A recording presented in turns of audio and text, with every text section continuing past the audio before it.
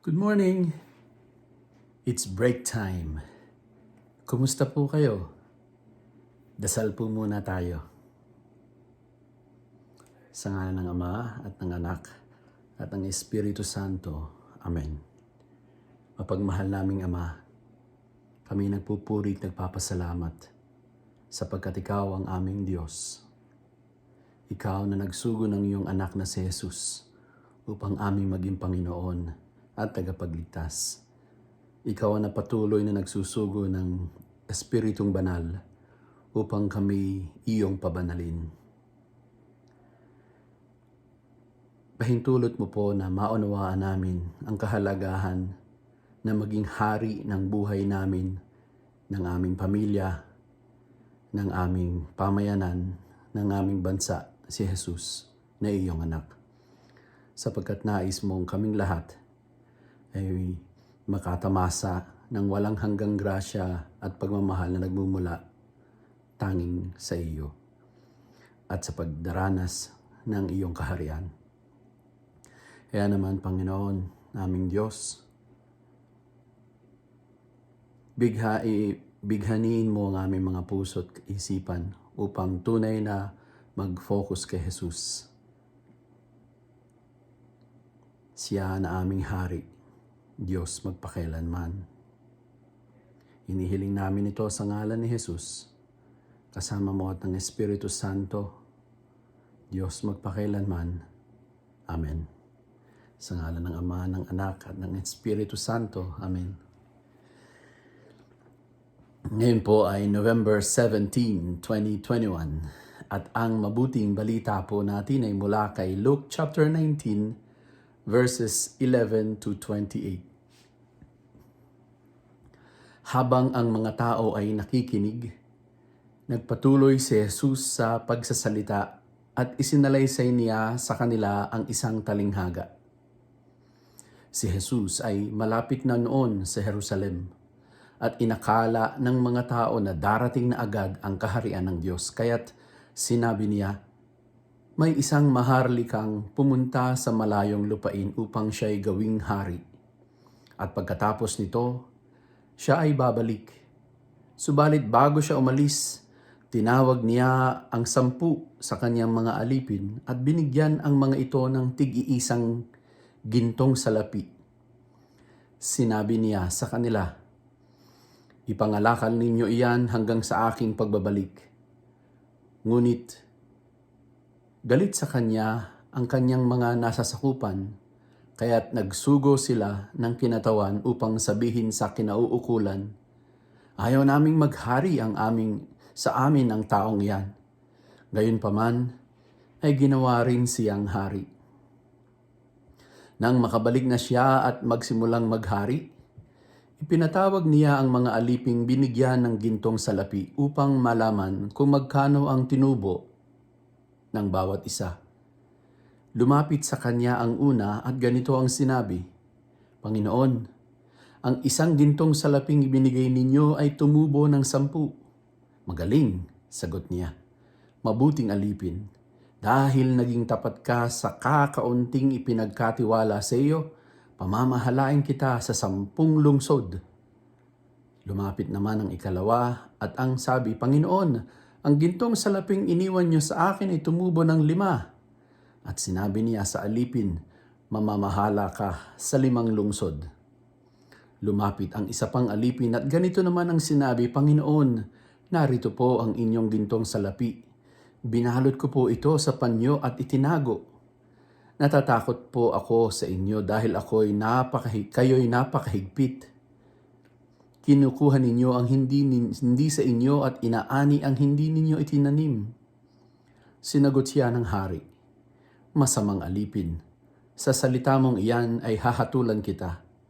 Alam mo palang ako'y mahigpit at sinasabi mo pang kinukuha ko ang hindi sa akin at inaani ko ang hindi ko itinanim. Bakit hindi mo na lamang idiniposito sa bangko ang aking salapi? May tinubo sana iyan bago ako dumating.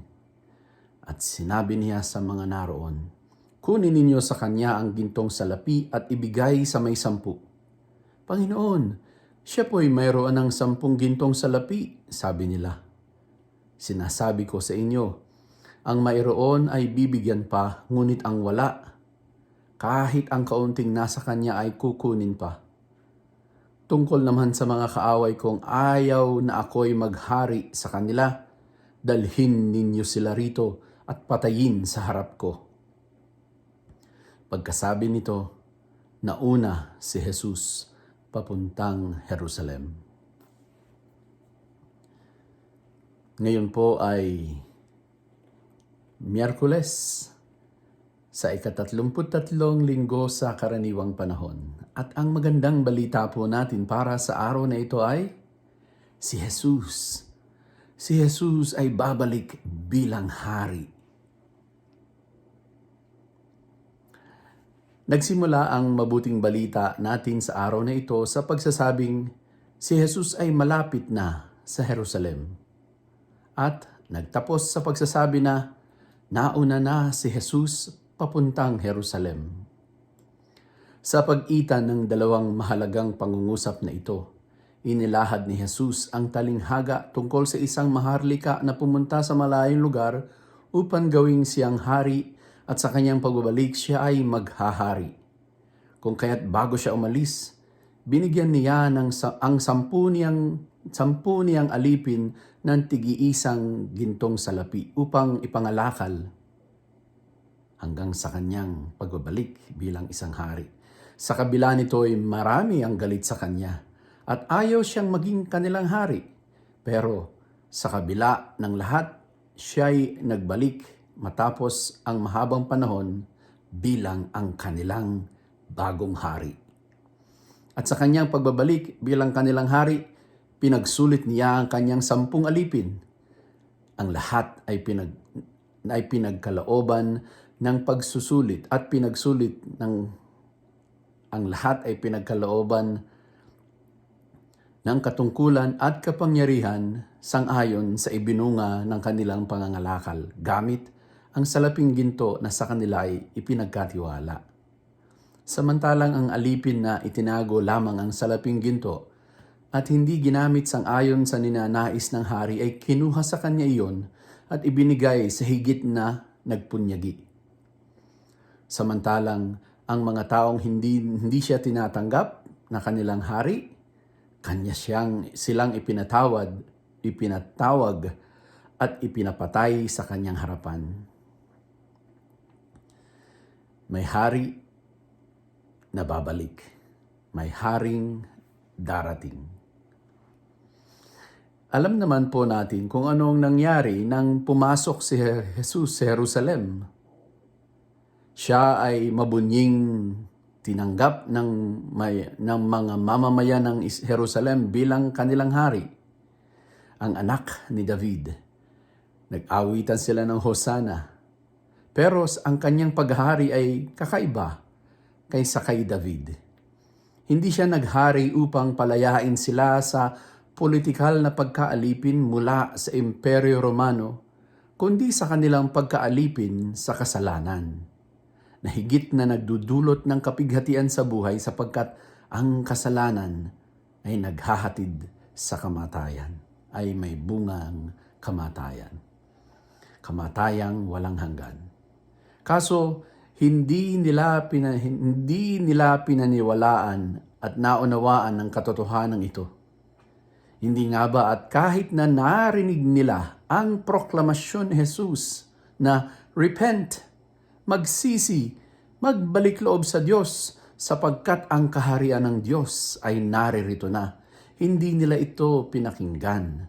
Sa halip, isang haring politikal, isang haring mangunguna sa pag-aaklas laban sa pananakop ng banyagang kapangyarihan at magpapanumbalik ng maningning na paghaharing kagaya ni David ang kanilang pinakaaasam-asam. Kaso, si Jesus, nang dumating, para siyang isang kordero, isang maamong kordero. Nakaupo hindi sa maringal at makisig na kabayo, kundi sa isang batang bisiro o asno. Naluklok siya at ipinako sa kanyang trono, sa krus. May koronang tinik, duguan, naging isang malamig na bangkay. Pero matapos ang 3 araw, siya ay nabuhay na muli. Umakyat sa langit at naluklok sa kanan ng Diyos na kanyang Ama. At sa pananampalataya, siya ay babalik. Sa John chapter 14 verse 18, ito ang sinabi ni Jesus sa kanyang mga alagad, "Hindi ko kayo iiwang mga ulila. Babalik ako sa inyo." Ito yung pangako ni Jesus na buong pusong pinananampalatayanan ng inang simbahan. Hindi tayo iiwan ng ulila ni Jesus.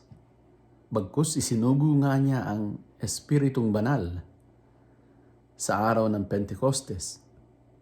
At ang pangako niya ay matutupad din. Babalik siyang muli. Mga kaibigan ko, si Jesus ay magbabalik. At sa kanyang pagbabalik, ito ang sinabi niya sa Matthew chapter 12 verse 36. Tandaan ninyo, sabi niya, sa araw ng paghuhukom, pananagutan ng tao, ang bawat walang kabuluhang salitang sinabi niya.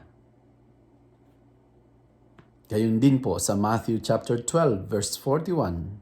Sabi ni Jesus, sa araw ng paghukom, tatayo ang mga taga Ninive at sasaksi laban sa lahing ito sapagkat nagsisi sila matapos pangaralan ni Jonas, ni Propeta Jonas. Ngunit higit pa kay Jonas ang naririto. Pero nagbingi-bingihan sila. Kaibigan, malapit nang ipagdiwang po ng inang simbahan ang kapistahan ni Kristong Hari. Si Kristo Jesus, ang Hari ng sandaigdigan ng buong sangnilikha. Ikaw, si Kristo Jesus ba ang iyong Hari? Pinaghahari mo ba siya sa iyong buhay? Kung si Jesus ang iyong Hari, pinakikinggan mo ba at sinusunod ang kanyang salita? Lalo na ang salita niyang pangangailangan nating magsisi at tumalikod sa kasalanan. Papaano natin ito gagawin, ang pagsisisi at pagtalikod sa kasalanan? Ibig kong sabihin, ang paghariin si Jesus sa ating buhay, sa isip, sa salita at sa gawa, papaano? Kaibigan, sa pamamagitan lamang ng aktibong pakikilahok sa buhay ng inang simbahan.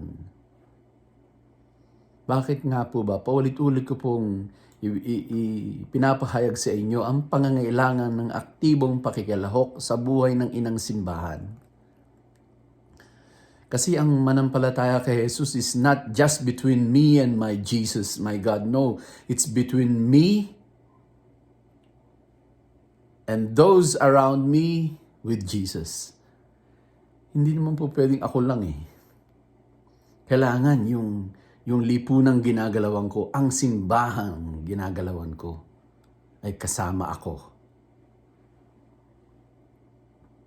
Sa pamamagitan ng aktibong pakikilahok sa buhay ng inang simbahan kasi ang pananampalataya ang ating tinanggap ang pananampalatayang tinanggap ko at tinanggap mo nung tayo'y bininyagan ay walang iba kundi ang pananampalataya ng inang simbahan.